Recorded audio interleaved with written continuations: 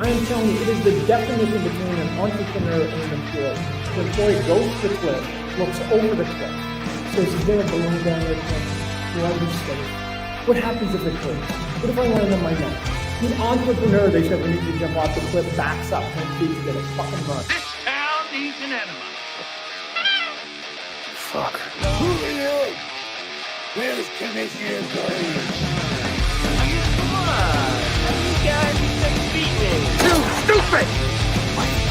You don't really think you can leave? Things change. You got me? Who's got you? Everything changed. And anyone who tells you different is just lying. You know who this is? This is Mark motherfucking Sylvester.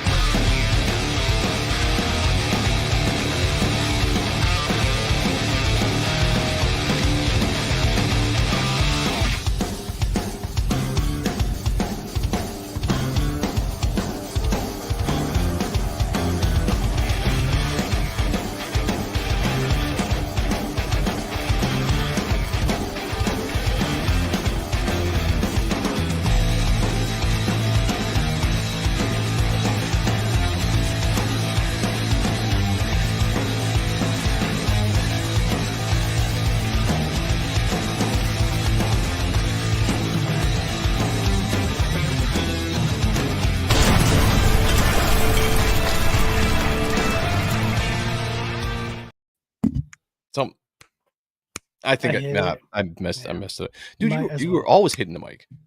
I'm at least I'm missing the timing. I don't know what the deal is. I don't know what the deal is. Damn it. It's not how I wanted to start the show. Next time. Next time. We should go over and start it again. Okay.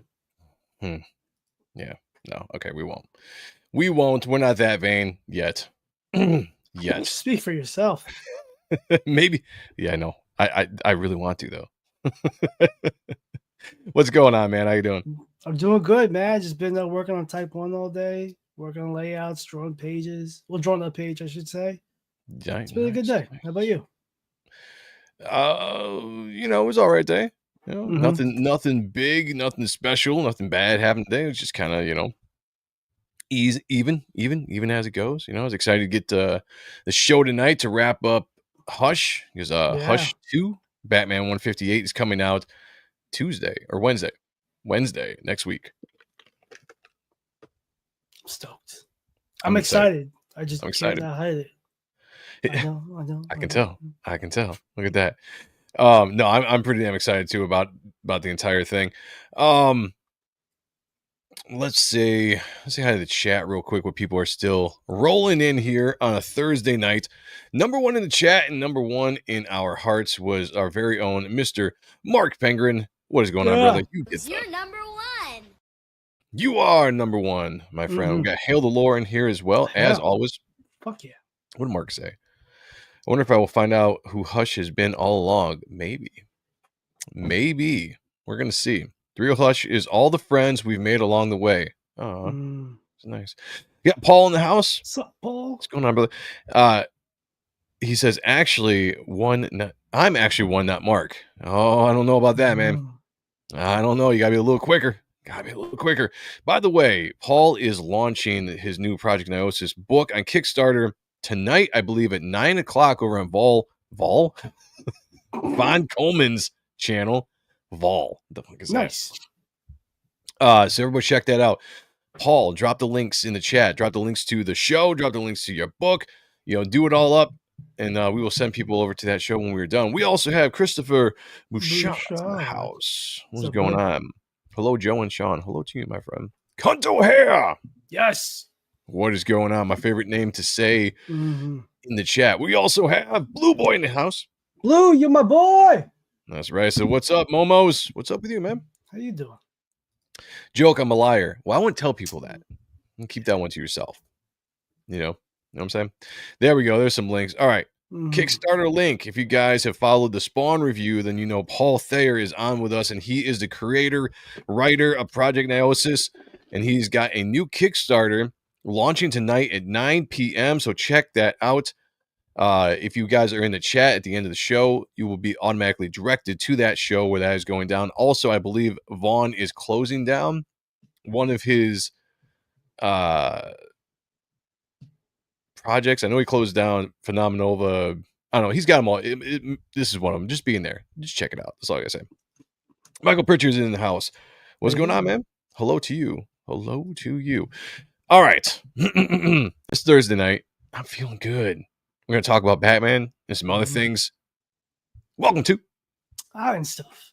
Your favorite podcasters, favorite show about comics and Ahrent Stuff. Oh, wow. 25 years in the business under technicality. Over 40 years consuming and collecting the comic book medium in many ways and forms. Like normally my skills are the baits I'm reading. So you guys can see. It's all good. Yeah. Right, you cool. keep going. I might be a little dysfunctional. you know the spiel. I'm recklessly charismatic. I've been killing it since days of B-boy. But what do I fucking even come up with? Editor extraordinaire, gifted narcissist with a dedicated personality. Spanic on paper. I'm smoothing your days and underoos. Creator type 1, the only one, except no duplicates. I'm cooler than the gang. Jersey's finest. Sean Ahrent. With me as always, my brother Nut.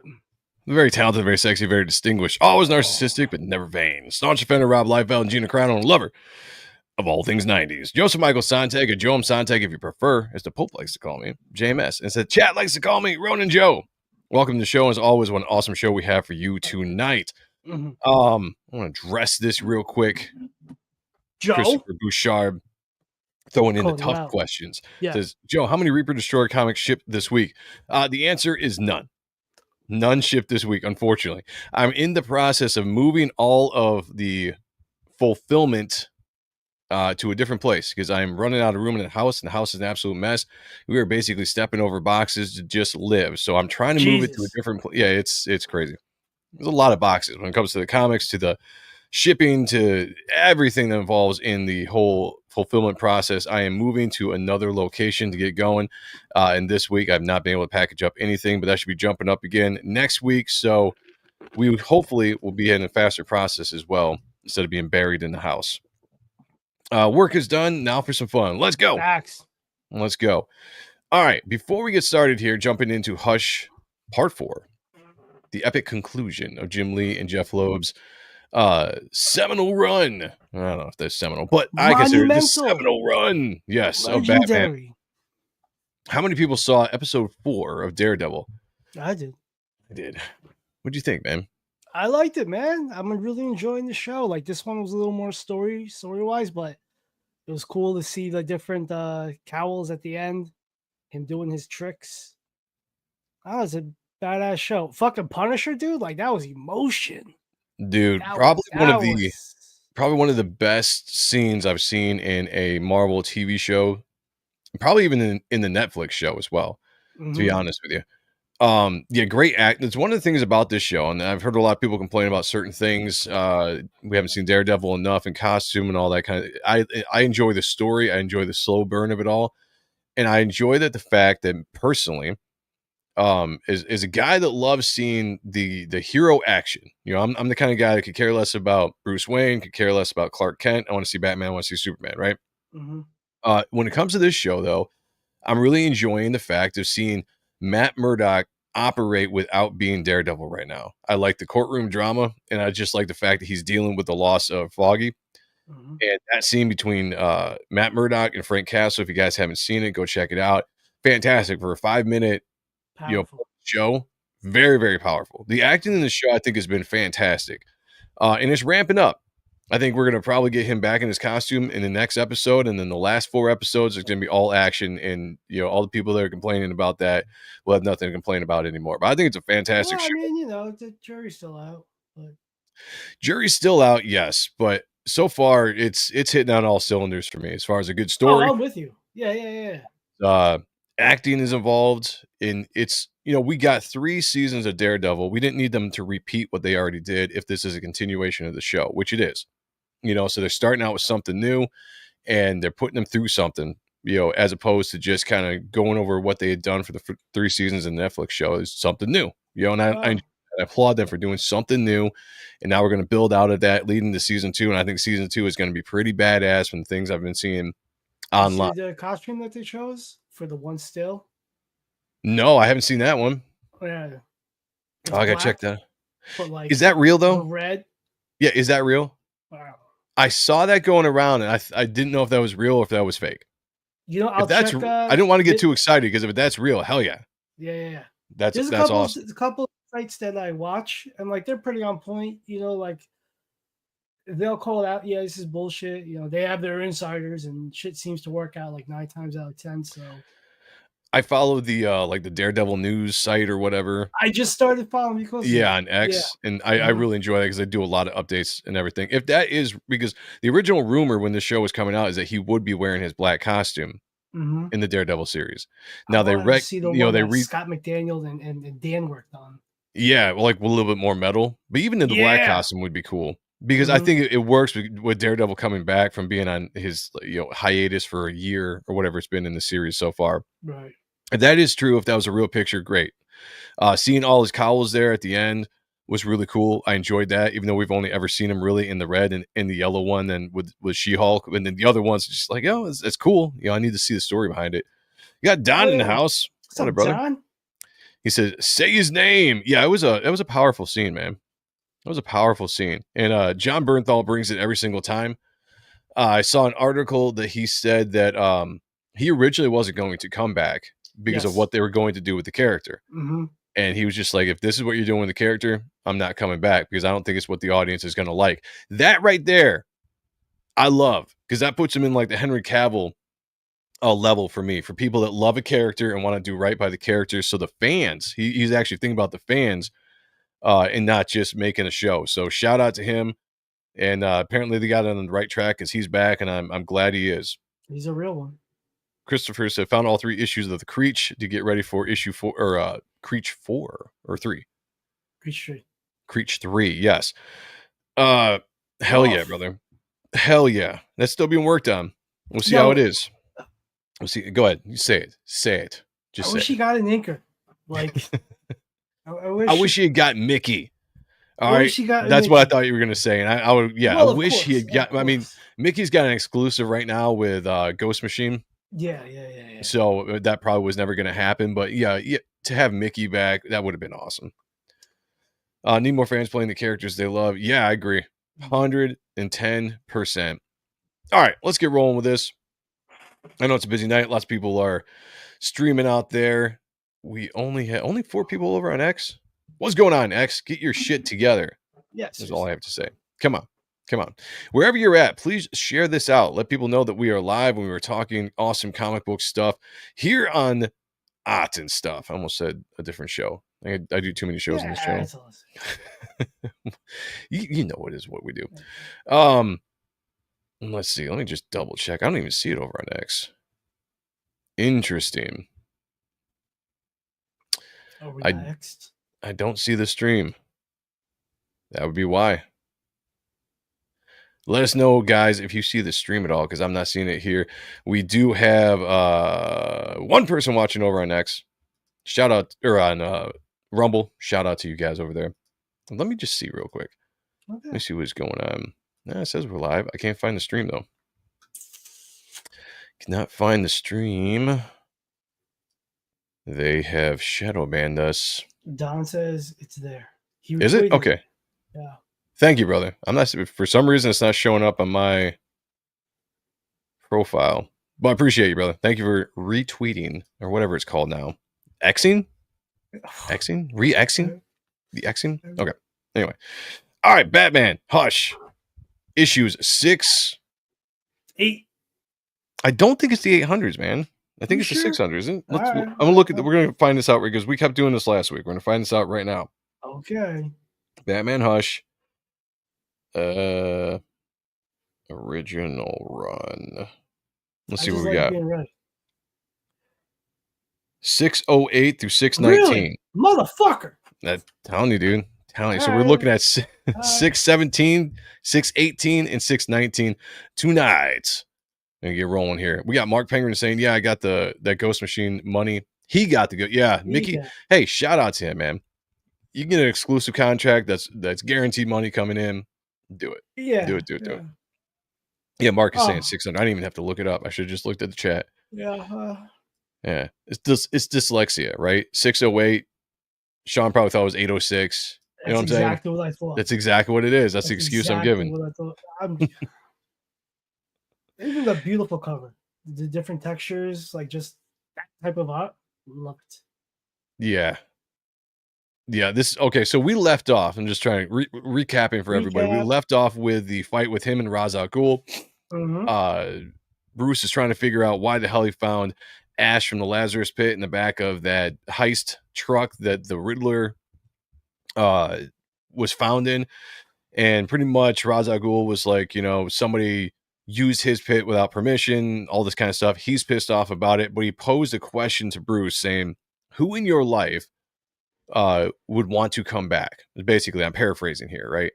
And that's going to lead us into this episode here, or this issue here. Yeah, it's a great cover. I love it. Everything about this series, and we said this before, everything about this series is fantastic when it comes to the art. I think it's still some of my favorite that Jim Lee does. Second to the Wildcat run, the early Wildcat run, and the Uncanny X-Men run. I kind of clumped those all together in a Jim Lee era, but this comes second to that. Another shot of the cave. Great stuff. So he brought Catwoman home. She met Alfred. She was suspect of Alfred's backhanded compliments. And he's like, "I like you a lot, boss." And we were talking like she was Kayla. We're from the South. Oh yeah. Somehow Kayla got a very bad Southern accent as opposed Hey kid, to. you think you could be a little more vague? Yeah, what, huh? Like that. yeah, just like that. Yeah. So she is thoroughly now in Batman's life. Moved right into the cave like a woman does. As soon as you get together, right, Taking your space. just takes right up there. Yep, goes right in. His little man cave. Yeah, she moved right. Yeah, literally into the man cave, and taking over. Broad. Oh god. I like the fact though that she is aware enough to know that somebody is watching them, and she springs into action. And it turns out to be Tim Drake, who has no idea, by the way, because Batman never lets anybody in on what the hell is going on. No idea that Catwoman is why she's in the cave, or that she even knows that Bruce is Batman. And so they instantly start fighting. And I gotta say, I like it because Tim Drake to me is my favorite Robin. He was the Robin that we had growing up in the 90s. I still remember the Robin miniseries where he became Robin for the first time. Wasn't that like in Paris or something? Oh shit. Yeah, he goes off in the whatever. I remember when that came out. Like, this is our Robin, and he's skilled. He's a skilled fighter. He ain't pussy. He can hold his own. Ain't pussy. Well, I guess nowadays what they've done with him, who knows when it comes to the pussy. But back in the day, he wasn't a pussy. He could fight. He got the ladies. He got all the ladies, and he's going hard after Catwoman. I enjoy, I was gonna say, I enjoy the fight, and then you get this beautiful, funny splash page here where Bruce is just holding him up one hand. He's, I don't know, like this is Frank Miller right here, right? Yeah. Like that's Jim Lee again, leaning into like the kind of the way that Frank Miller would probably depict a scene like this, with just the holding up of Robin and holding back of Catwoman. He basically got to step in and be like, "Yo, I'm banging you. This is my adoptive son. Everybody just chill out." She's like, "Don't tell me what to fucking do now, yeah? Like Deutsches is gonna come out and I'm gonna knock off your block." And he's like, "This isn't a discussion. Robin, she's my guest. She can't be trusted." Again, so he's just kind of doing this thing, shocking the hell out of Tim that he's revealed his identity. Look at Catwoman's face. She's like, "Yep. Catwoman definitely plays in this entire thing. The issue we saw earlier where she's kind of giving Alfred shit. She knows that she's got Bruce's Yeah. What would you call it? Not protection, but she's pretty much got a pass go card right now Yeah. when it comes to Bruce, and she knows it, and she's wielding that power. We got Prater 7 in the house. What's going on, brother? How you doing? Yes, Tim was the best Robin. I agree. Yeah, Bruce ain't having it. Well, here's the thing: Bruce ain't having it with that, but he's just like he's allowing much more with Catwoman than you would think, in my opinion. And they haven't even banged, as far as I know. That's the crazy thing. Like that must be some very anticipatory tale he's waiting on there. That's a shot. Blue Boy says Batman deserves a better lady. Yeah, maybe. Who? Yeah, back up real quick. Back up to that. Because this is a good foreshadowing to this issue. Let's see. Bruce says, I had taken both Dick and Jason in when they had no place else to go, but Tim sought out the role he wanted to be Robin. I forgot about that. Yeah. And as hard as I tried to convince him otherwise, Tim worked for it. And he's looking, or I guess he's not really looking, but the shadow of Jason Todd's costume in memoriam is right over his shoulder. I like the reflection of Tim's face in the glass as well, but just kind of like, it's a heavy role to be a Robin, right? Especially after Jason Todd was murdered. It's a heavy role to be Robin. God, can I just say, like, I miss that old Robin costume. That? No, not my bad. Okay, no, not the old Robin costume. Oh, Tim's costume. Yeah, that one's fucking legendary. Yeah, Tim's costume I thought was always fantastic. Yeah. Where the original Robin costume, that was a little fruity, Yeah, you had me worried. It was cool because they the one selling point when they were debuting this costume, they're like the inside's bulletproof because it's yellow. It's like what? Yeah, like wait, what? Yeah. What are you saying here? Blue ball decision making. That's pretty much what it is. He probably banged Selena as Bruce, though. That might be. Yeah, I will leave the cowl on. Nothing. Yeah. Prater 7 says, do you think he liked taking Dick in? Maybe. Maybe now.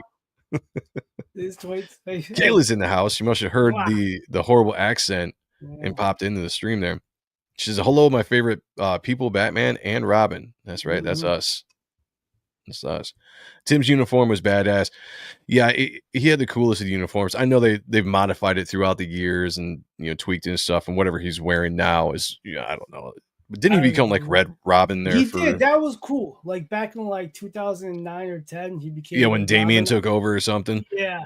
I think that. Yeah. I think that was originally in like Kingdom Come. Okay. But yeah, that was cool. Marcus Tubb, shout out to him. Yeah. All right, you can keep on cruising here. I just wanted to hold on because I was nostalgia, Sure. So they're still petty about it, and she gives him a little bit of a scratch on the face there. Basically, she's like, "Look, I got better things to do. I'm gonna steal your bat bike because you might get to bang me later. So I'm just gonna do whatever I want." And she takes this thing and just like a true woman. She's like, look, Hawk Sock, I wasn't asking. When you're all through with your toy wonder, you know where to find me, kid. Hail the Core 20 is in the house. Great to see you guys. Nice. Hashtag C20. Always good to see the Core 20 in the house. And just as I say that, you guys go under 20. It's all right. I still love you though. I always thought Batman would... Sorry, go. I was just gonna say, Hail Lord said, always thought Batman was dirty for replacing Jason's Robin. Would have become Red Hood as well. I would have become Red Hood. Well, I mean, he was dead. Yeah. But the thing about Tim Drake that was good is Batman never wanted another Robin. Tim Drake basically forced his hand. He basically forced his way into being Robin, and then one day he showed up in his costume, and that's just it. Now it is what it is. I think it's still that nobody liked Jason Todd. The fans wanted him dead. I think that's which is sick. Which is sick when you think about it. Sick. Yeah. I got Matt in the house. What's going on, brother? Sucks so much. They wanted him dead. It's really weird that character did not resonate with the fans to the point where they're like, "Hey, here's a vote. Would you guys like to see Jason Todd live or be killed?" And they're like, let's kill him. It's fucking Let's just." But it's a good thing they did because again, it was good Batman lore. It made for a fantastic story. It made the Joker even worse. I mean, there's a lot of good things that came out of it, but yeah, not a lot of people. He was not a popular character. Not like they're when Tim like, Drake came around. I'll spend $1.95 on Ma Bell. Yeah. Kayla says, I actually sound like Sean today. It's so sad. I hear you're sick. I hope you're doing better. Nice. Oh, yeah. I can't say it. By the way, yeah, nice. Yeah, the Joker definitely took off after that. Like that was the big like threat. Like the Joker went from being a cartoony threat of a character to just straight up psychotic murdering psychopath after that, What a shot. All right. Yeah. Beautiful art. Yeah. When they killed them, I know it was all going to unravel. Huntress, I don't have the slightest idea what you are talking about. So here's the thing. Batman and Bruce are basically the same person. All right. Batman and Tim basically are following Catwoman after she leaves, after she jacks the bat bike to see what the hell she's going to do. She ends up meeting up with Huntress here. And Huntress is spouting something off that Catwoman has nothing what's going on. See, this is the thing about what Hush is doing as he has his ties, has his hands into the pots of all these different characters, including Huntress. And we're going to see as this goes forward why that is. But go ahead and keep going, man. There we go. Oh, yeah. Man. Oh, yeah. Straight up. I think that's why I like this run so much because it's basically Batman Wildstorm. Yeah. If Batman was a Wildstorm comic, that's what this is. I mean, just no other artist. I'm sorry, no offense to the artists out there, but no other artist in this time in the early 20s, in the early 2000s at DC was drawing stuff like this. Yes, there were great artists out there, no doubt, but nobody was drawing spreads like this. This was a Jim Lee flex, in my opinion. Proving the point, making people remember who he was and introducing himself to a new generation. Oh yeah, and he absolutely did. Absolutely. I mean, there's some people that only really know him from DC. I mean, shit, he's been with DC now for 20 years. Over 20 years. 26 years. That's crazy, man. Longer than he's been in any other country. That's well, crazy. I don't know about that, but like longer than Marvel or even. He was longer than Marvel. It was there longer than Wildstorm. It's the longest he's been there at any other company. Yeah. That he's worked at. I mean, he is a DC guy now. Like we still grew up, we still think of him as like the Marvel guy or the Wildstorm dude, but he's the DC guy when you think about it. Got D-Claw in the house. His Huntress looks so cool. That, my friend, is a fact. This is a fantastic costume. Man, just so good. Here's something that Jim Lee. Okay, so this is an odd thing because usually you don't do the 180 rule. You know what I'm saying, Sean? No. Okay. You mean that shot? Yeah, or that camera position? Right. You know what I'm saying? Where you go from one panel to the other panel. Usually you don't twist them around, but you're Oh, I get it. Dun, dun, dun, I'm not stupid. Okay, cool. Yeah. But there's something going on here. I do it all the time. Well, I suck. Fuck. Typically you don't take the camera and spin it all around from one panel to another panel because it could be jarring for the audience here. Something new every day. Yeah. Okay. Anyway, keep going. But you see the issue that's going on here. The fight. Catwoman is going in and out. Right? Which makes you think what? Or who? Right. Yeah, and that's the thing.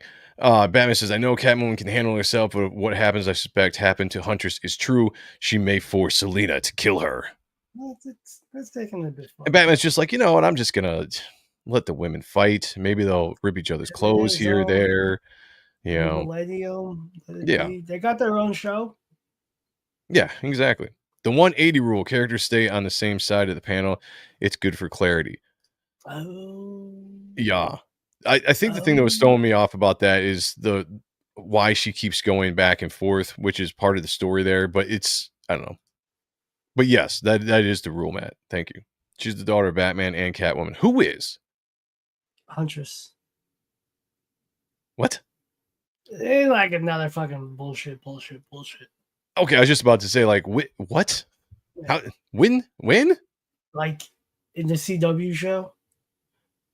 Is that like a multiverse thing? I Like think so. one of the Elseworlds? Kayla or some random Huntresses? nerd, tell us the story. And Cliff Notes. Yeah, Cliff Notes. Not the whole detailed story. All right. Hey, does this remind you of Adam Kubert? A little bit. Sure, you know. Well, I mean, Kubert always had that little bit of, or Adam, or Andy. Andy is what it reminds me of, because Andy always had a little bit of the Jim Lee feel to him, because he followed Jim Lee in X-Men, had that kind of aesthetic going. He followed Yes. Jim Lee on Batman, so yeah, I could definitely see that. Mark is saying Earth 2 not here. Okay, I don't care about Earth 2. They can kiss my ass. Just saying. So anyway, Batman's noticing something's up. Something's wrong here. Oh man, here we go. He is. How many issues has this cocksucker not been in this fucking shit since Joker? That was what, 615? Yeah, we saw him last in Joker, and then the last time that he Never mind. popped up, it was actually Two-Face. It wasn't Hush. And then, obviously this isn't even Hush, as we're going to see here. Here's the note. Go back up real quick. Here's the thing that's important here. He steps up here and he says, pretender. That's important going forward. Douse Huntress, what? Douse Huntress with this. It will make her sleep. Oh, Wait okay. a goddamn second, you piece of shit. I like how she caught that. Like, that's a good throw and a good catch right there. Yeah, she does has cat-like reflexes. That's true. Get ready to move. What the fuck you talking about? Fap. That's a good point. It's an interesting sound effect there.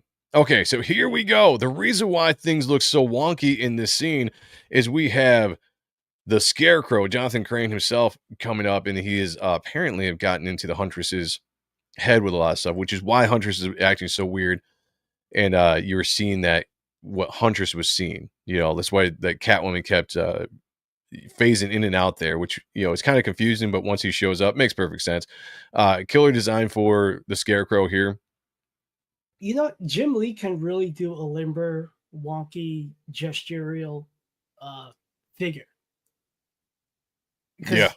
Like, you think about it, like that shit is more on the verge of cartoonisms, where Jim Lee is an exaggerated realism. Yeah, that's a great way to put sense? it. No. I mean, I understand that. That makes sense to me. Yeah. Smart. Chloroform. More like boreform. No? Okay. No, I will not kiss you. All right. Keep going here. We got a few books to get through, so we're gonna cruise through some of the stuff. Is this the first one? Yeah, I was just gonna say we gotta cruise through some of the stuff, and we'll hang on the important stuff. Oh, okay, that's a great shot. That's a beautiful shot. Yeah, great gesture. He throws down with the Scarecrow here for a little bit. Yeah. Good fight scenes like we've seen throughout the entire series so far. I do like that shot and good impact there. Yep. Cool hands. And here's the thing. So he douses Bruce, or at least he tries to douse Bruce, and he must have missed it for the most part, because I don't think it really affects him too much, if I remember. Jim Lee draws the best Batman and Superman ? It depends on what era you grew up in. Yeah. Right. Like today for, I'm sorry, Joseph. No, go for it. Today is the 39th anniversary of The Dark Knight Returns. Oh, that is. Yeah. I saw Rob Liefeld post that. Yup. So, like, I think I love that. I like a big. This is gonna sound homo. Oh, geez. I shouldn't have said that. A big bulky Batman. Yeah. He likes a big bulky Batman. Like Someone clip that. Bulky Batman. Yeah. Like the 806, 608, whatever it was. Yeah. I thought that was a great rendition of a Batman. Okay then. Yeah. I shouldn't have talked. I'm a little stoned. I'm very stoned. I knew it. I knew something was off. I've been smoking all day. Yeah. Do I have to Oh, that's post a that? good shot. All right. Here's the thing. My personal favorite Batman artist. It's a hard one because my guys are not the guys that drew Batman for a long time. Except for Jim Lee. You know, like I do like Jim Lee's Batman a lot. I always have, I always will. Mark Silvestri did a fantastic Batman in the Deadly Duo that just came out. Nice. Andy Kubert does a great Batman. Mhm. I love Norm Brayfogle. As far as Superman goes, Superman's hard, man. As much as I like Jim Lee, I gotta probably give it to Tom uh, Grummett Grummett or or Jurgens. Jurgens. Those are Yes, my two yes. guys when it comes to Yeah. Superman. I am with you. Yep. I am with you. Jurgens inked by art. Yeah. Yep. Hey, That's go back up real quick. yeah. So here's a part of the story, if I do remember correctly, that somehow the gas doesn't work with Batman, but he gets to Jonathan Crane and he starts talking about Jonathan Crane. Okay, here he goes. This is important here. It says, you did the profile work, use the expertise as a psychotherapist. That's not what that says. Psychiatrist. I can't read. To exploit what they all wanted. The Joker, Harley, Poison Ivy, Killer Croc, Huntress, Catwoman, me. So he's putting some pieces together here that Crane had a lot to do with whatever is going on. Go ahead and go down. Okay. Then he says, I don't understand. My fear gas should have affected you unless your mind was already infected by another. Dun dun dun. What does that mean? I don't know. We're gonna find out. Oh, man. We get a batarang across his head, knocking him out, and we turn and we look, and now all of a sudden, here's the thing. We get the reveal. Like, go back up for a second because I like some of the dialogue here. Okay, guys. You care about this imposter, pretender. He says, let the boy go. Why? Why should I give him the chance you never gave me? He says, who are you? All right, go for it. Tell your ass. Says, the world's greatest detective, and you still haven't figured it out. Life's just a game, Batman. And we have this beautiful spread. An aged up Jason Todd. Now, when I first saw this, I was like, holy shit. Right? Like, you want to talk about a twist, because as far as I know, and I'm not a DC expert, but I don't think He's dead. Yeah, he was like officially dead. Yes. Like, this was the first time you actually saw his character come back. And here we are at Jason Todd's grave. The body obviously seems like it's dug up. Oh man, this cover right here. Woo! This one went for some pennies. This was a beautiful cover. And the cool thing about this cover is that they actually left the background just pencil. Yep. Which is it worked great, especially with I don't know if you call that color hold, Sean, maybe, where it's sinking in the background. So it's like really faded there. Yeah. You know, Yeah, if it was looks like they inked, it would like really popped out, right? So keeping it pencil like that, just coloring the pencils and letting the inked art actually pop out there. And the only reason you see this, you can see it on the Batman Unwrapped and stuff, especially the one that the second version that Scott Williams did. The game. Assimilating knowledge is in the house. Great to see you, man. Nice. Let's see. I forgot that you said FAP. Yeah, FAP.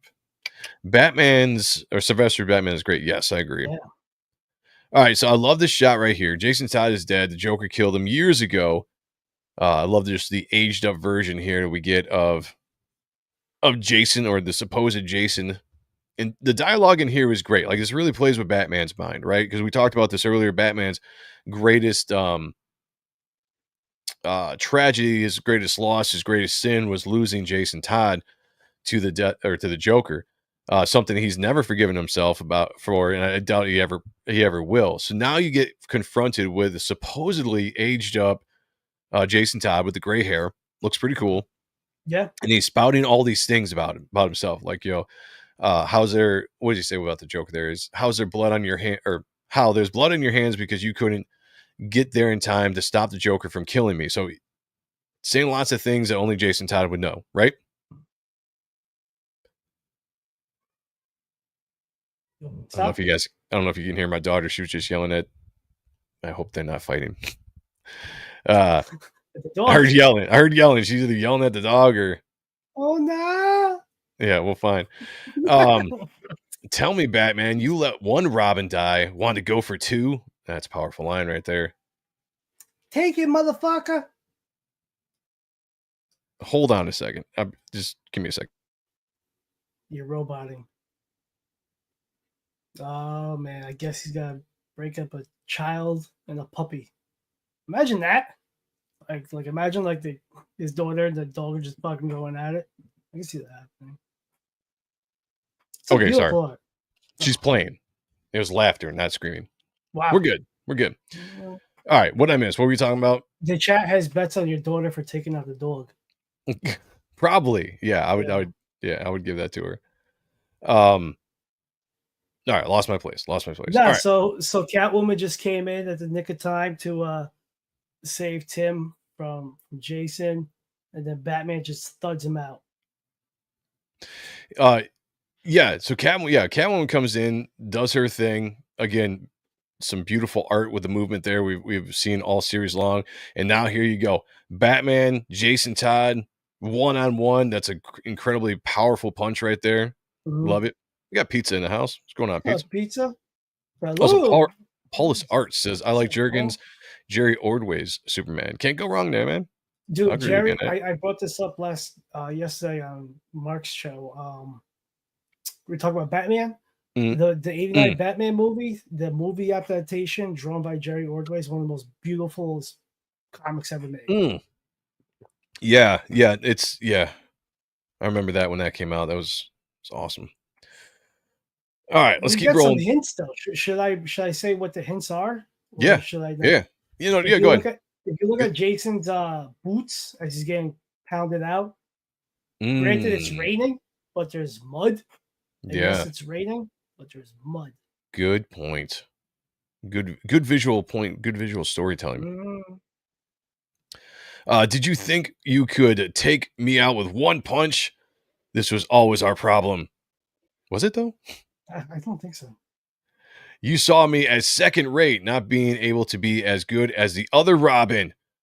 So again, very bitchy. I'm not gonna lie.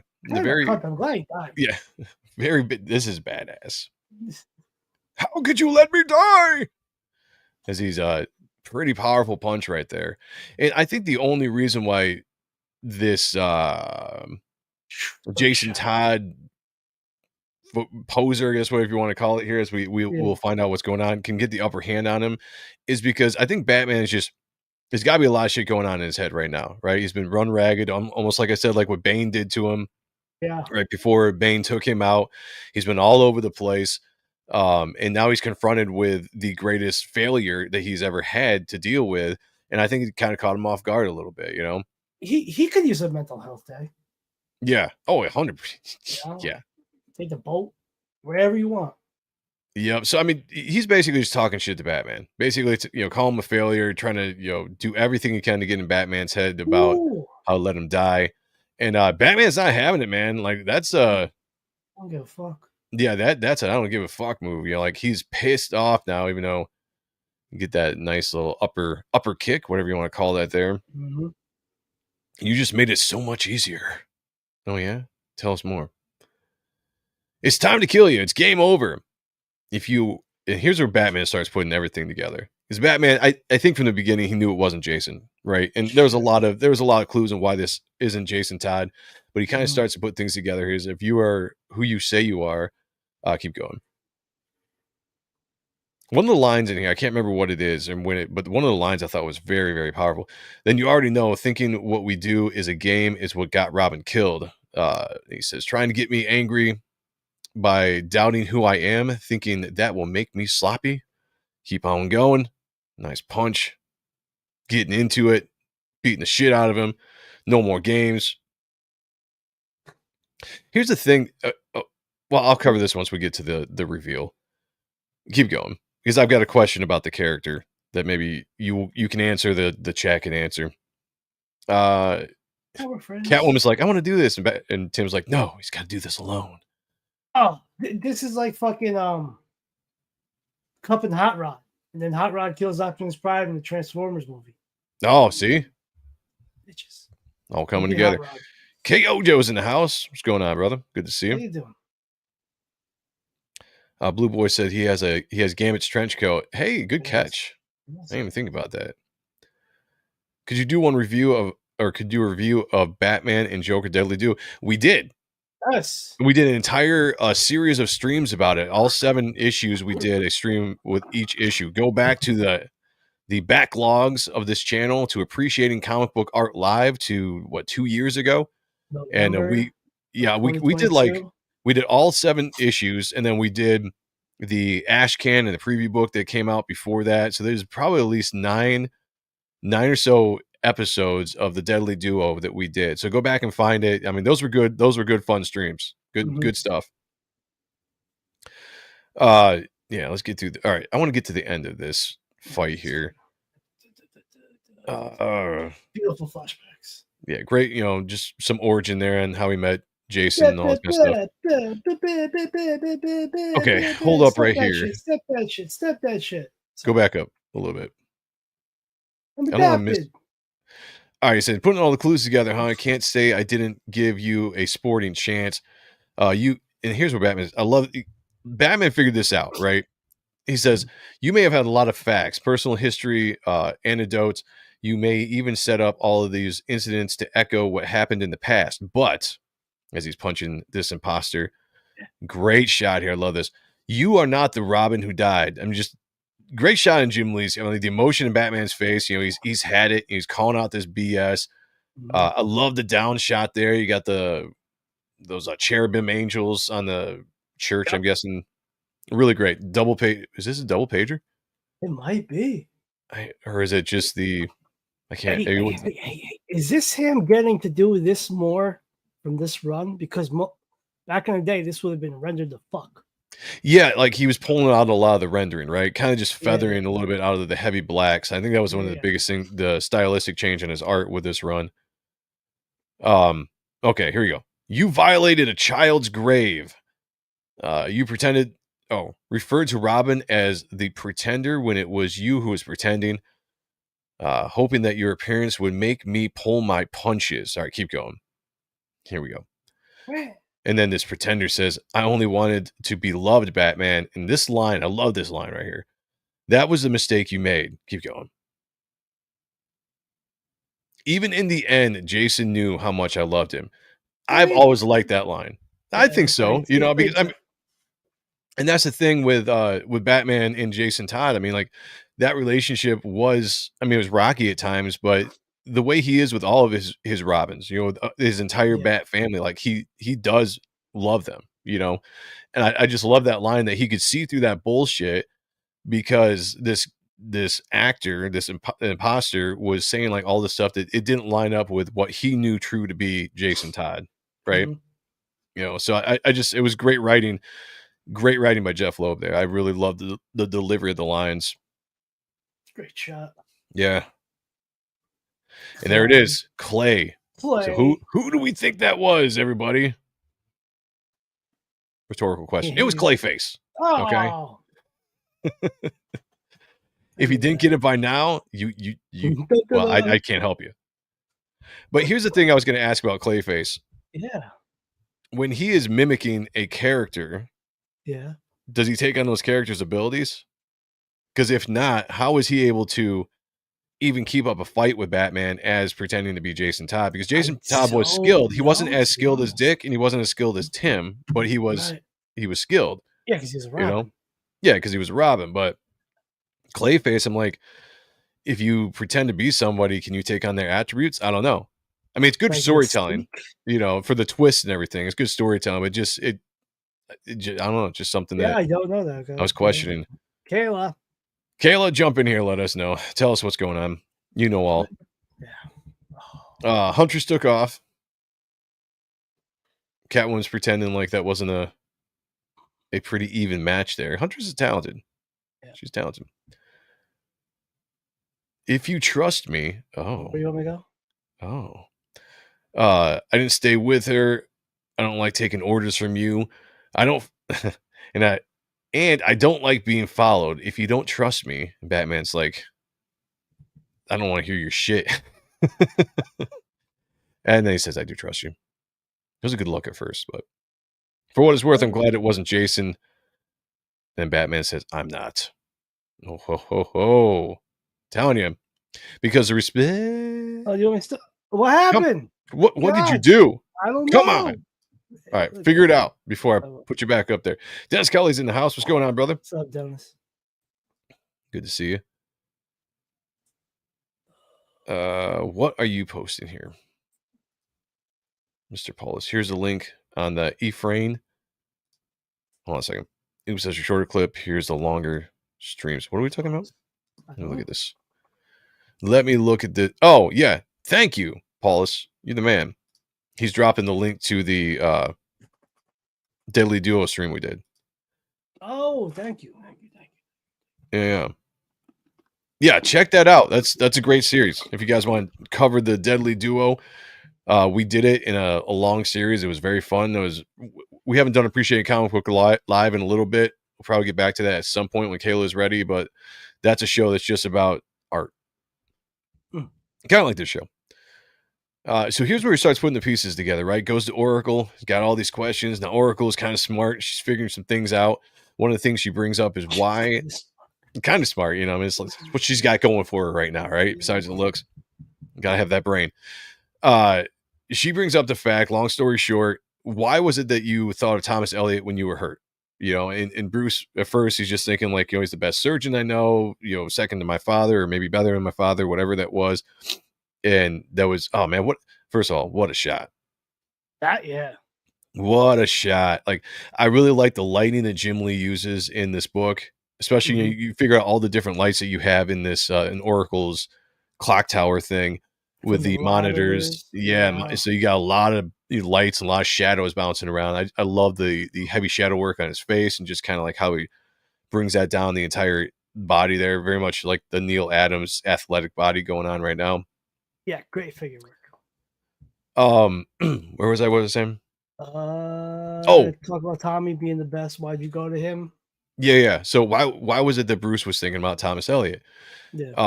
And it turns out, and I must have missed this earlier in the book, but there was something that Batman found in the cave, like some kind of something that was there that was foreign to him, didn't know how it got there, and they're doing all this analysis on it. And she brings up, keep going. She brings up a character that this device was linked to, and look what it can do. Keep going. Do. Long story short, he's tracking down this dude. Nice shot. And we get Harold. And I'm like, who the hell is Harold? Oh, yeah, okay. That was my first thought. I actually had to look him up because I'm like, I don't remember this character at all. Apparently, he was a bit character that used to help him out back in the olden days of Batman. He was like the Hunchback. Yeah, where does Hunchback go? Okay, so long story short, what Hush has done for a lot of these characters, made him promises, you know, did things for them that kind of got his loyalty. I guess with this guy, must have fixed his Hunchback, whatever it is, he did that. Stop going. You spoilers. Go back up. God, fuck. Go back. Okay. I'm not doing it. Oh man, we ruined the setup. Anyway, this guy was still loyal to Batman. He planted the stuff in his cave, but he was like, "You're Batman, so I figured you could handle it." But hey, I wanted to be happy. I wanted to be fixed. I got fixed. This or that, and just as Batman's asking, like, who is it that did it? You know, we get the blam blams.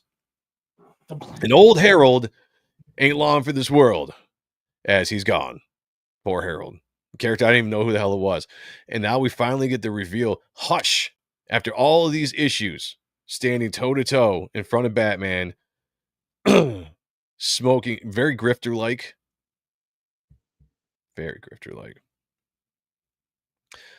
What is a friend? A single soul dwelling in two bodies.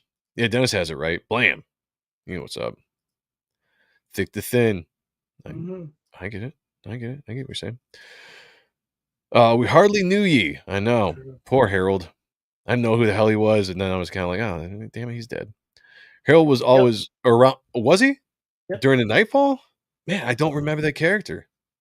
Granted, I didn't really read. I mean, at some point I read Nightfall, but I didn't really, probably comprehend everything.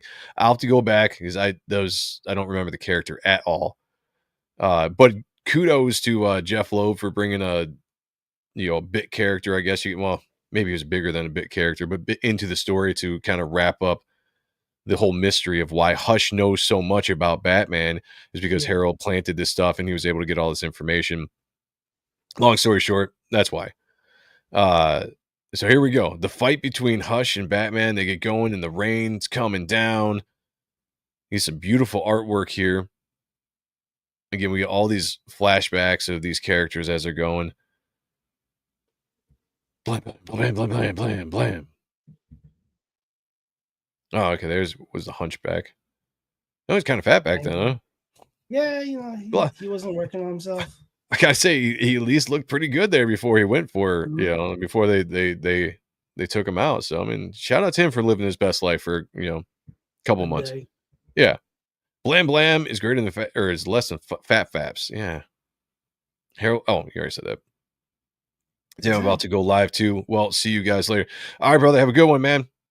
Have a good one. All right. Great shot. Great shot. Yeah. Torso. Yeah, I love that. So good. Beautiful. All right, keep on rolling here.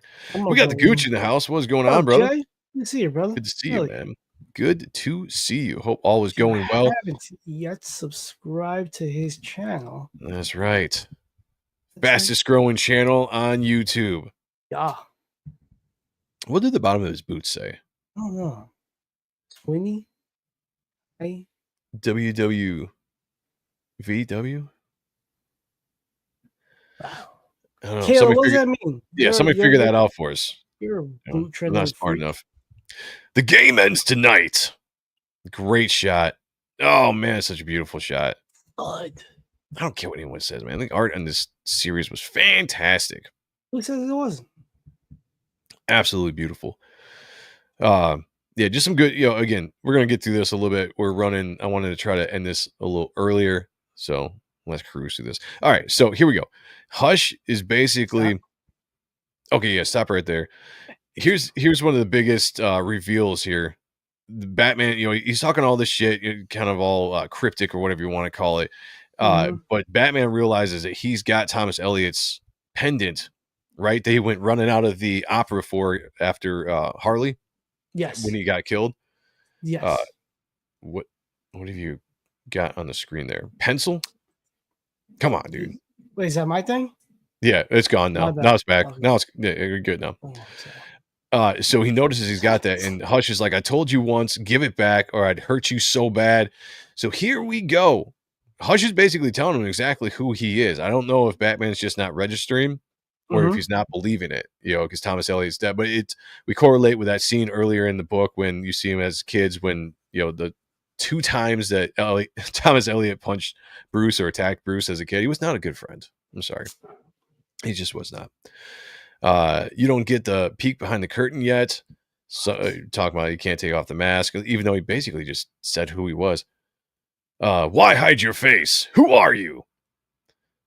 And here we go. This is the whole plot twist in this entire thing comes out in this entire scene right here. It says, do you think it was by coincidence they were here, or that we're here on the bridge on a rainy night? How the hell do you know it was going to rain tonight?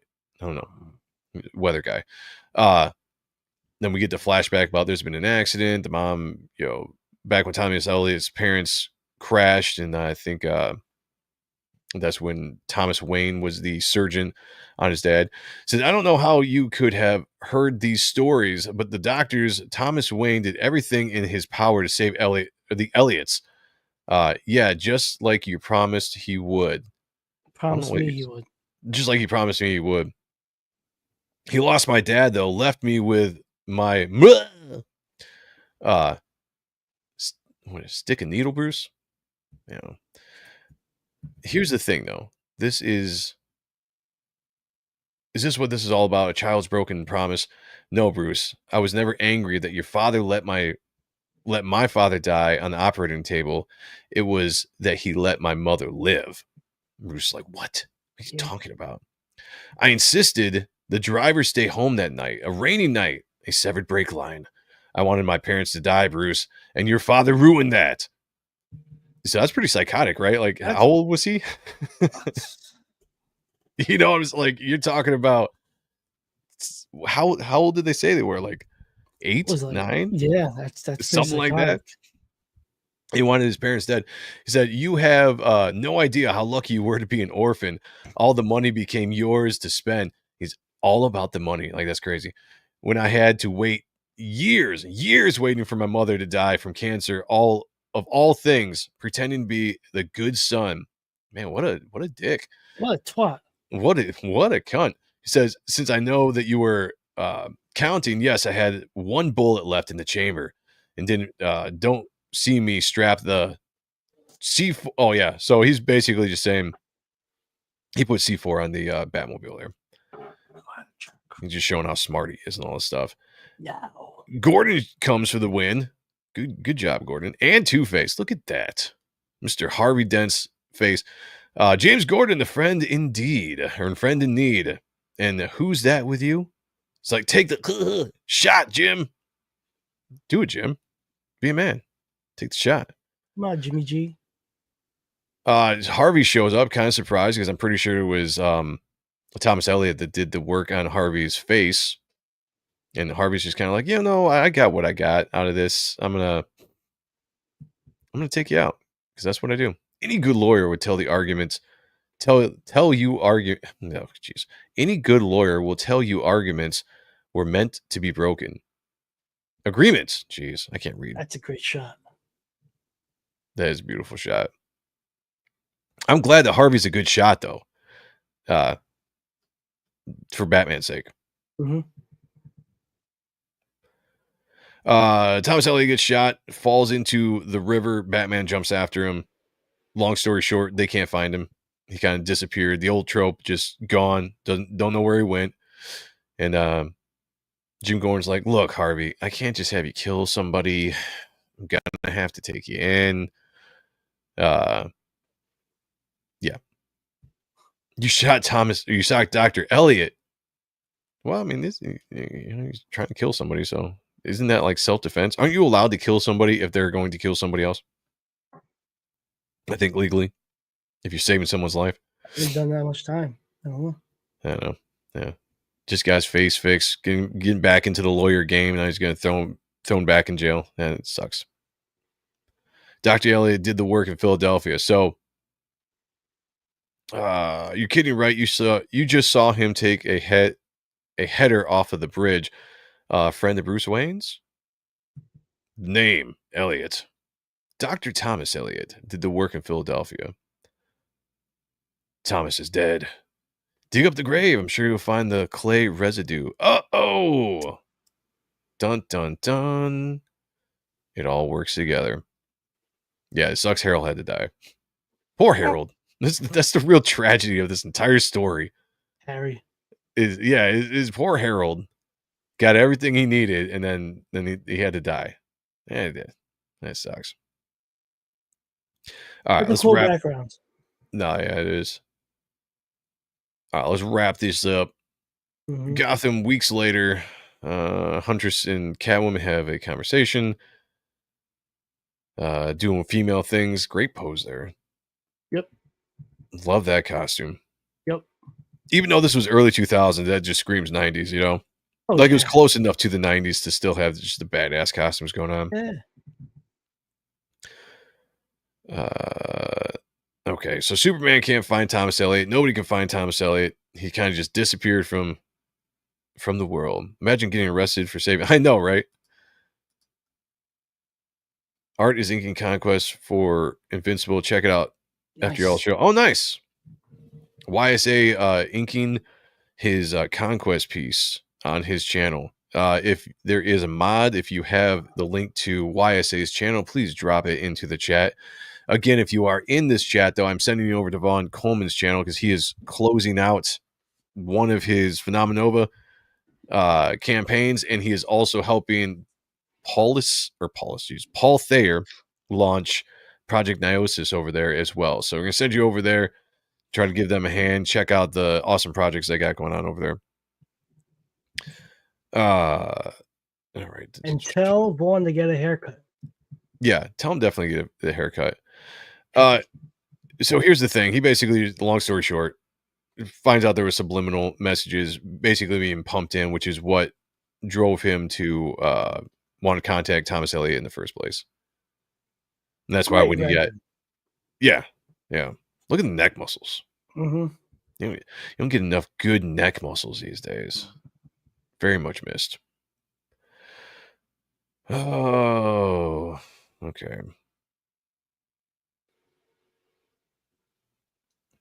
There's something at the base of your skull, so tiny. Burn it. I could hurt. Do it. Good job, man. He's like, eh. Bruce, you can't blame yourself. He's like, I'll always blame myself. Don't you know that? He's like, quit giving me these pep talks every time we do this. You know, I don't want to hear it. But he does say thank you. That's nice. Yeah.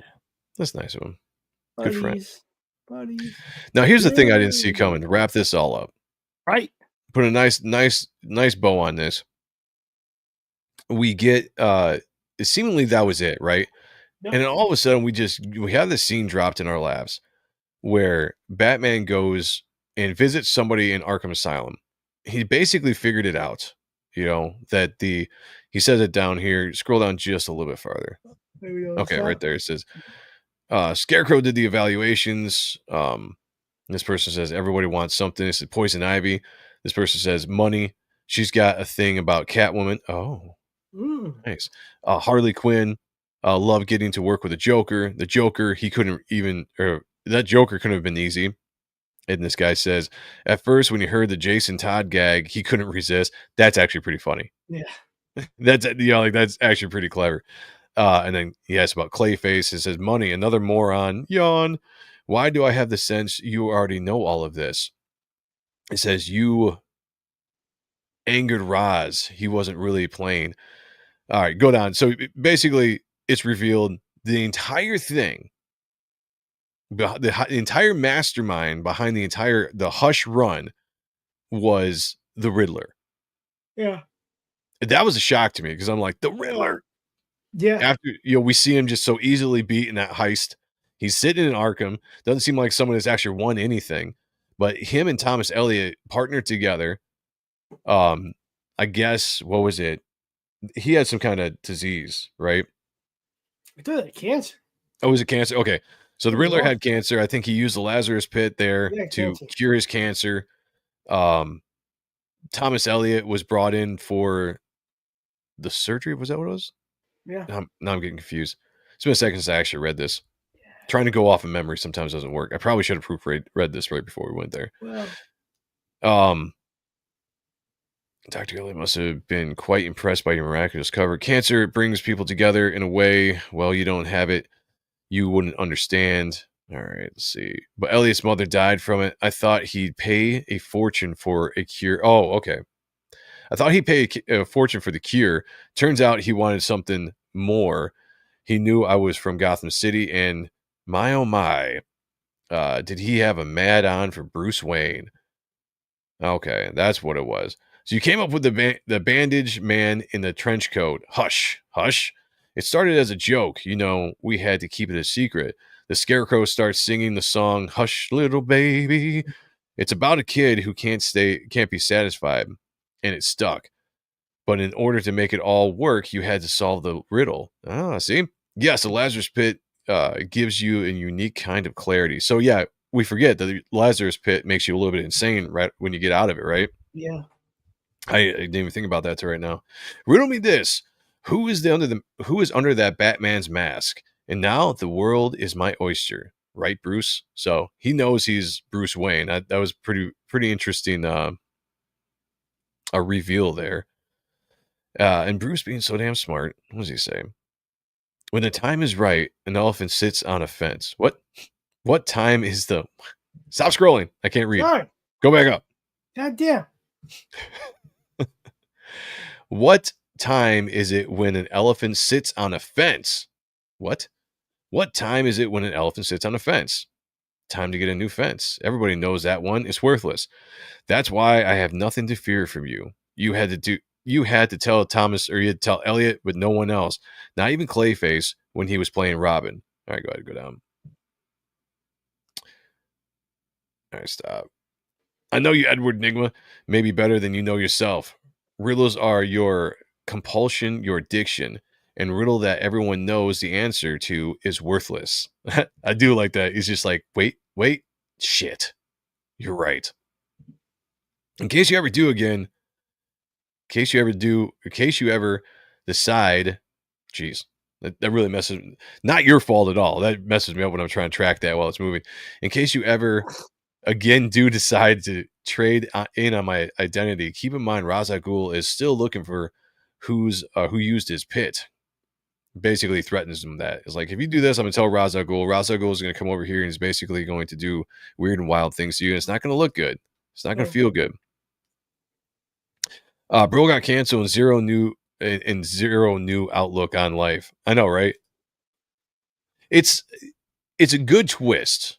It's a good twist of the story to not have Thomas Elliot be the final be-all villain of the series, of the storyline. And it really, you take a mastermind of the series that is someone that you would never even suspected.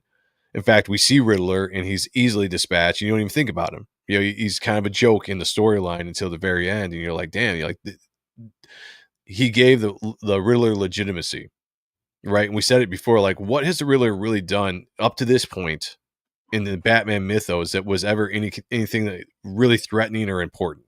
I can't think of anything. Story arc or plot line. Yeah. So for Jeff to use the Riddler, I think that it was a great idea because it was somebody that weren't expecting. You expect maybe the Joker, you expect the Penguin or whatever. You don't expect the Riddler to pull off a mastermind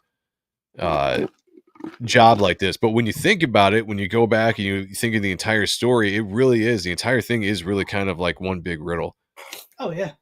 All right, keep going. Let's wrap this up. And just so we're clear, thapunk.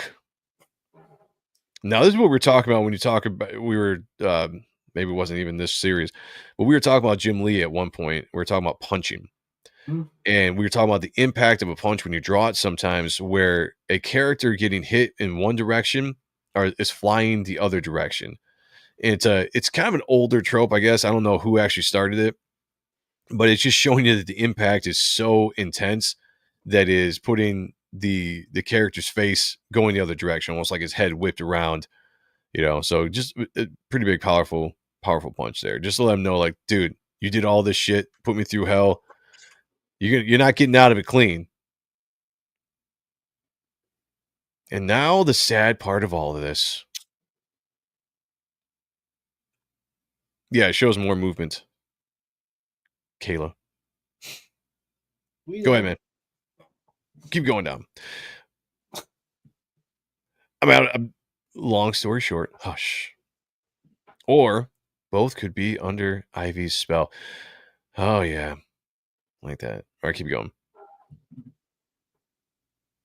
Basically, Bruce is just like, look, I've got a boner, but it's not that intense. What the hell's wrong with you, Bruce? Ow, you're hurting me. Whatever. Suck it up. All right, keep going, man. Get your fucking mittens off me. Yeah. All right, keep going. So No, it's over? yeah. I ain't good enough for you. Like, I just got my legs whacked for you, motherfucker. God damn. Fucking rich white people. So maybe someday you'll come to trust that. Until then, fuck off. Is basically what she's saying. Great shot. I mean, I just love the way this ends. I like the fact that they got together for a split second, but it's almost the forbidden. Yeah, the forbidden thing, right? It's like, I'm a loner. I can't fully trust people, especially what just happened. I got to keep people at arm's length for the most part. And this ending shot here is just the cloaked in darkness, beautiful shot. Way to end this. What a masterpiece in cinema. No, in comic books. right in front of Jason's. Oh, I completely missed it. That reminded me. Before he hits the Riddler, he asked the Riddler a question. He said, "Where is Jason's body?" Because the whole thing is Jason's body wasn't in the grave. Right. And this is before they actually comes back. So I don't remember when did Under the Red Hood or the Red Hood storyline happen after this. Months. Was it like pretty close? Very close. Okay, so sometimes my timeline gets messed up, and I didn't continue reading Batman after this because Jim Lee was not off. I did something else. So this was absolutely setting up the what is this? What is this? I don't know. Keep going. But this is absolutely setting up the Red Hood. What is this? Oh no, never seen it.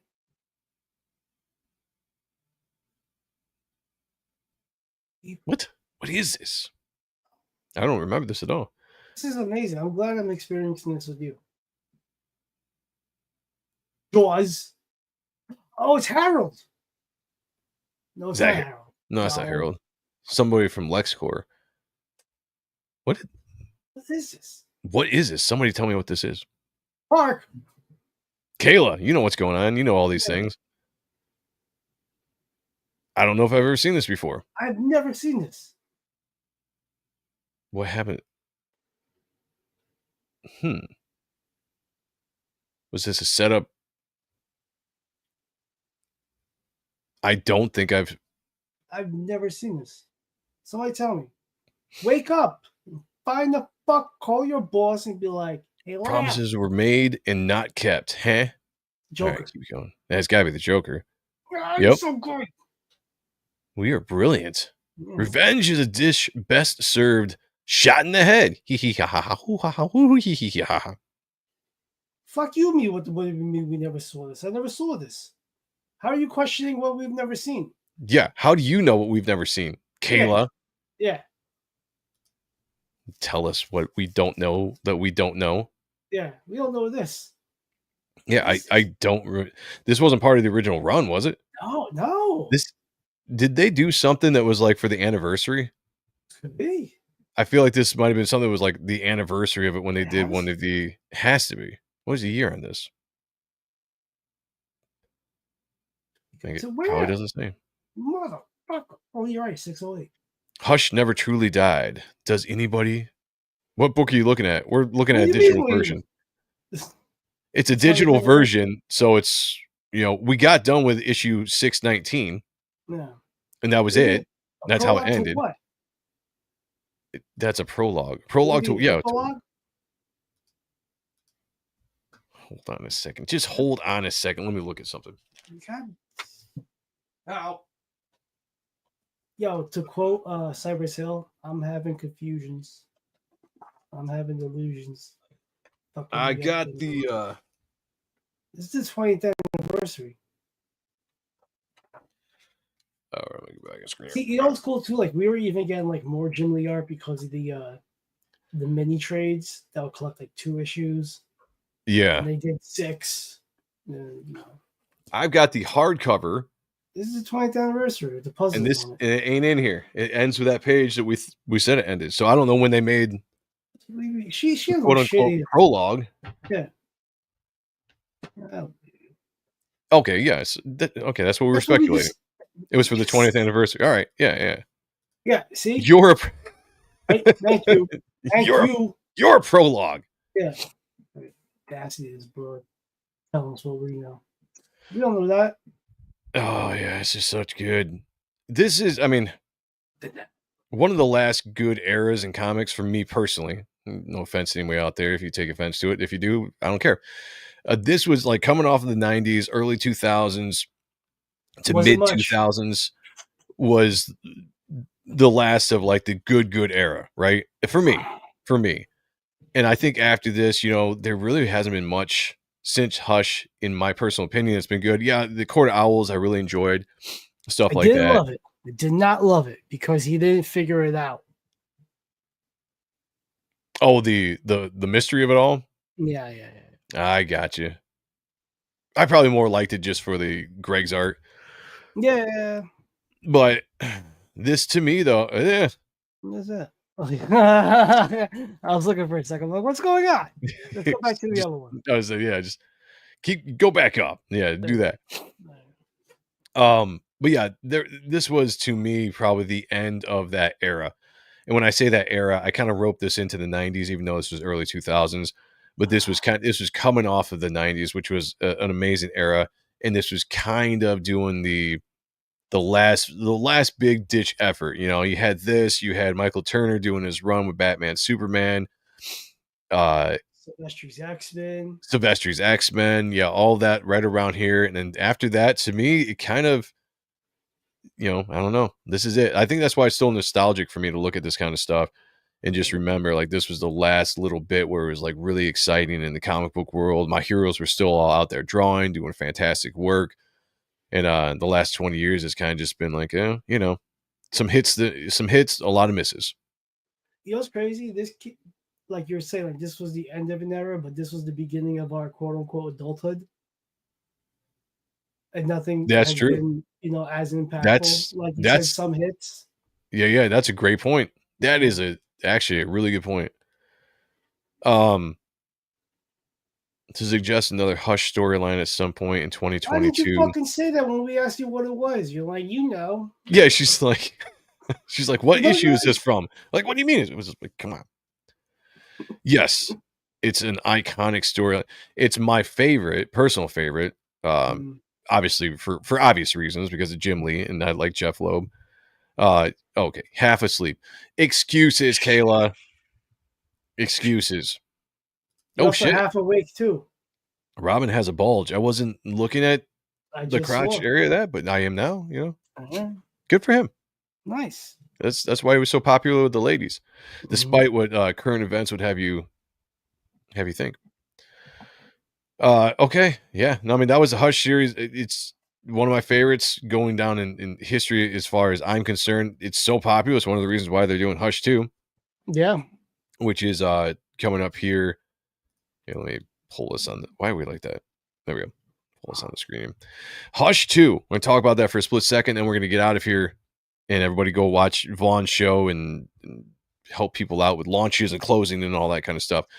Hush 2 comes out next week. Next Wednesday, I believe, on the 26th or whatever. I'm going to get it. We'll do a review of it on next week's show just to kind of wrap this whole Hush thing up. And expectations, Sean, of this series. It's only 6 issues. I know people said it was 12, but I looked it back up. It was supposed to be 12. It really is only going to be 6 issues, which is disappointing. Really?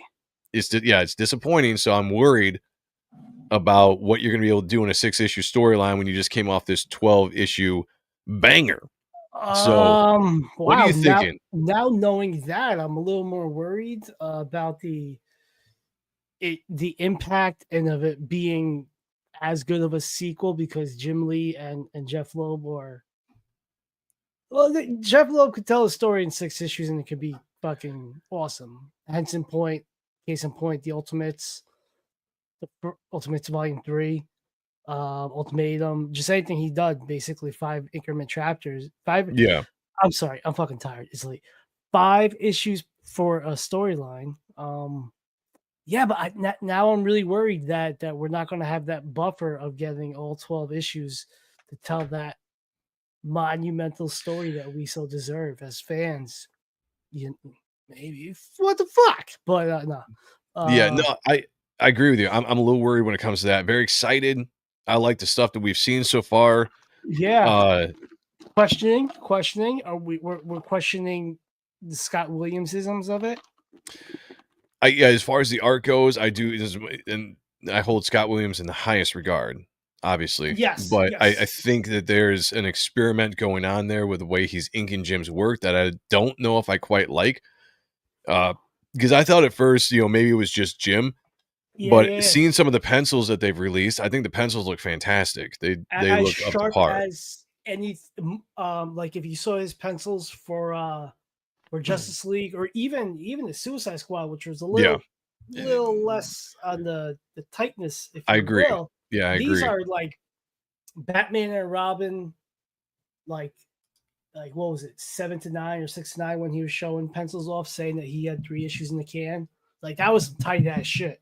Yeah. Different Yeah. fundamentals and techniques and tricks, but still some tight ass shit. Like really beautiful pencils. Blue Boy says one day Bruce's parents will be revealed to be alive. Pretty much the only shock thing left for Batman. So, yeah, I hope they never do that, but I wouldn't be surprised also if they did. Simulating Knowledge says my mom said I need to lower my expectations. No. Oh, okay. No. Fat Samurai, welcome, says it's a coin Nice. flip. Confident the art will be good at least. I'm pretty confident the art's going to be good. Now, look, the only thing that the Sean and I were saying is like the way that Scott is inking Jim right now is a little different. So I'm interested to see how that's going to go because he's going with a lot thinner lines that he normally does with Jim, and I think Jim needs some of that thick lines. He needs the line weight and stuff added to his stuff, and he's got a lot of it in his pencils. So we'll see. Story wise, though, the only thing I think about sequels when it takes 20 years to do a sequel is how can you capture the magic of something that was done and has been permeating in our brains for this long, right? That is always cash grab. It could be. Business is business. Business You is gotta pay business. the bills. Yep, and I'm all for it because I'll take Jim Lee art. I'll take another run of Jim Lee doing stuff. I've said this Sure. before. All my Yeah. heroes get Jeff out there Loeb and do writing. something. Jeff Loeb writing. I do think it's going to be good. We'll give our honest opinions about it, you know. Okay. But Do I think it'll be good? Yes. Like if we're doing comparisons of Jeff Loeb, yeah, Jim Lee, I think it's going to be good. yes, Is it going to be great? That's the question. That's when we're done with this next Yeah. series of That's the 6 question. issues. We sit on it and we think about it. Will it be great is the real question. Because we Will it all be good? agree Yeah. that Hush 1 was great, or at least most of us do. Most of us Yeah. agree that Hush 1 was great. You know, it's epic, great run, right? 12 issues. Now we're jumping down to 6 issues. It'll be good. Yeah, I agree with Sean. It will be good. Great question there. Great setup. Will it be great? We'll find out, and we'll let you guys know as we go through it. But We'll next tell you week, what we think. yeah, we'll tell you what we think on it. And we're honest about it. We'll definitely be honest. Yeah. But next week, we are going to dive into issue 158 of Batman, where it kicks off. Justice And, League, the Justice League. There's the we'll prologue. bring it. Yeah, we'll bring it. Yeah, We'll find that too. Sequential order. Yeah. We'll start out with the prologue, and then we'll jump into issue 158. We'll go through it. We'll review it, and we'll see. And we'll keep track of this as it goes for the next 6 months. But this is the first thing in 2025 to drop that's going to be big. It's going to be this. Then Youngblood is coming up in April. Yeah. So we'll jump into Youngblood too when that comes out as well. So lots of things happening this year. Creech, I think, might be out sometime this year, possibly. Fingers crossed. We'll see. Lots of things, guys. So, all right, we're going to jump out of here. Go check out Vaughn Coleman's channel. Stay in the chat. You'll be directed right there to his show. And all right, we're just gonna do this. I got a meeting coming up in 2 minutes. I gotta get to anyway. So we gotta get out of here. Meeting? I got a meeting. Yeah, okay. I got meetings. I got things in the works. Okay, guys, don't be a bum. Back type 1. We're $90 away from hitting 10K between Fun My Comic and Indiegogo. Yes. I'm working on pages. Dan's going to be starting color pages soon. Soon. It's gonna happen. We're going to be revamping the campaign page the next couple of weeks, sometime in April. We got to lock it down and see what we're going to do. A Saturday show. We're going to update it. If you got the Ultimate 1 tier, I am throwing in more shit. So, So like you're going to be getting the best bottom buck for your dollar. Believe me. Do it. The Ultimate 1 tier, the Joe's Cup. It's going to be good times. Please share it around. We're so close to 10K. Once we hit that 10K, we're going to get a trading card from Jay Doyle, colored by Dan Kemp. There's Joey's cover. Get that cover. It's so great. That's a glimpse in the future of what will come eventually down the road of the pages type 1. Action adventure story. It's awesome. I wrote it. I drew it. I got Dan Kemp coloring it. Just back it. Thank you. Share it out. Have a great weekend. Back it. Share it out. Let everybody know. We'll let you know when we get closer doing the revamp launch or whatever we're calling it sometime next month. Reaper Destroyer is going out. We paused fulfillment for right now. I'm moving everything to another place to get more room so we can actually function, because right now it's taking up almost the entire upstairs in my house. And we gotta live. So we are moving that, but we're gonna get back into fulfilling here pretty soon. So that's it. We're going to get out of here. Long or short outro so you guys can get to Vaughn's show and I can get to this meeting. Until next week. Well, actually, Sunday, Ronan Joe show, 10 p.m. Be there. Have a lot of fun. Next Monday, Spawn review, 9 p.m. Then be back here for Odd Stuff. Thursday, 8 for Hush 2. Until then, be good to each other. Take care of one another. Picture me naked. Talk to you later. Peace.